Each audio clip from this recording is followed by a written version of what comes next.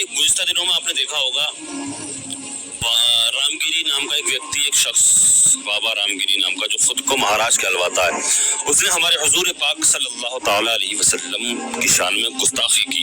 इस पर मुल्क भर के मुसलमानों ने एहतजाज किया, प्रदर्शन किया, उसकी गिरफ्तारी के लिए प्रोटेस्ट किया कि इसको गिरफ्तार किया जाए। कोई कार्रवाई नहीं हुई, गिरफ्तार नहीं किया गया इस बाबा को।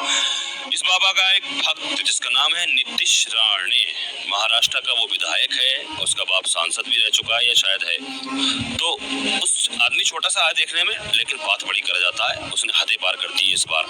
तो उसने ये कहा था कि किसी मुसलमान ने भी अगर बाबा के खिलाफ बोला, मुंह खोला, तो हम मुसलमानों को मस्जिद से निकाल करके मारेंगे।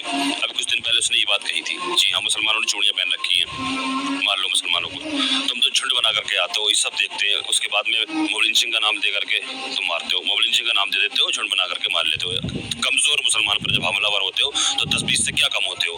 ये सब देख रहे हैं, पूरा हिंदुस्तान जानता है, मुल्क जानता है, पूरी दुनिया जानती है किस अंदाज में तुम मुसलमानों के खिलाफ, किस अंदाज में तुम मुसलमानों पर हमलावर होते हो। लिहाजा उसके बाद में अभी कल 2 दिन पहले भी इसने एक बयान, भड़काऊ बयान और दिया है। उसमें इसने कहा है कि अगर 24 घंटे के लिए पुलिस प्रशासन को हटा दिया जाए तो मुसलमानों का हम क्या करेंगे। हाँ, ये बात कही है कि 24 घंटे के लिए अगर पुलिस को हटा दिया जाए तो मुसलमानों को हम क्या करेंगे। ये बात अभी कल मैंने वीडियो पोस्ट की थी, उसमें भी ये बात कही थी। मैंने फिर कह रहा हूँ, मैं ये बात तेरे मुंह पे नहीं जच रही है, ये बात तो किसी और के मुंह पे जचने वाली बात है। ये तेरे मुंह पे ये बात नहीं जच रही है कि पुलिस प्रशासन को हटाओ, फिर देखो क्या होता है ना। क्योंकि पुलिस प्रशासन तो है ही तुम्हारा, तुम तो देश में आग लगा ही रहे हो, सब कुछ बोलते हो, सारा कुछ बोलते हो। पुलिस प्रशासन तो होता ही है वहाँ पे, सब कुछ पुलिस प्रशासन तुम्हारे साथ है, वो तो ना। तुम्हें क्या दिक्कत है, तुम्हें कोई खतरा नहीं है पुलिस से, सब कुछ तुम कर रहे हो खुलेआम। खुली छूट मिली हुई है, तुम लोगों को खुली छूट दे रखी है। तो अब मैं आपको बताऊं, इस तरह की बयानबाजी की है तो वारिस पठान साहब जो इत्तेहादुल मुस्लिमीन पार्टी के नेता हैं, उन्होंने क्या कुछ कहा इसके बारे में। इस वीडियो को देखें आप, उसके बाद में मेरी चंद बातें मैं आपसे करूंगा, मेरी बातों को सुन करके जाना। देखिए, कुत्तों के भौंकने से शेरों को फर्क नहीं पड़ता, इनको आदत हो गई है। आए दिन इस तरह के अनाप शनाप बकवासबाजी करते रहते हैं। मैं पहले से कह रहा हूँ, आज फिर बोल रहा हूँ, ये भाजपा महाराष्ट्र के चुनाव के पहले महाराष्ट्र राज्य का वातावरण खराब करना चाहती है।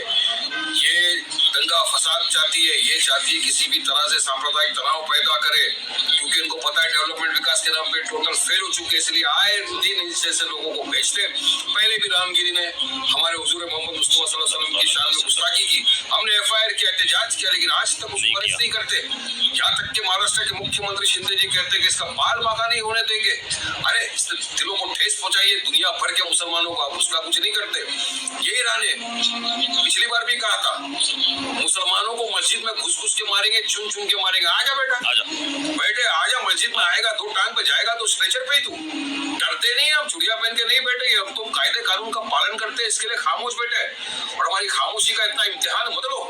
मुसलमान कायदे को मान रहा है इसलिए खामोश है, डरता किसी के बाप से भी नहीं है। और ये भी क्या कहा, 24 घंटे के लिए पुलिस को हटा दो, हम दिखा देंगे कौन बड़ा है छोटा है। ये अल्फाज अगर वारिस पठान बोला होता तो अब तक मुझे उठा के जेल में डाल देते। अब इनके खिलाफ कब कार्रवाई की जाएगी, कब इनको सलाखों के पीछे डाला जाएगा। क्या ये सुप्रीम कोर्ट के हिसाब से हेट स्पीच नहीं है। मैं पूछना चाहता हूँ कि मुंबई महाराष्ट्र की पुलिस को किसने रोका है इनके खिलाफ, क्या मजबूरी है, क्यों इसको हिरासत में नहीं लिया जाता, क्यों ऐसों को छोड़ दिया है। खुली फिजाओं में जाओ, अनाप शनाप को मुसलमानों के खिलाफ।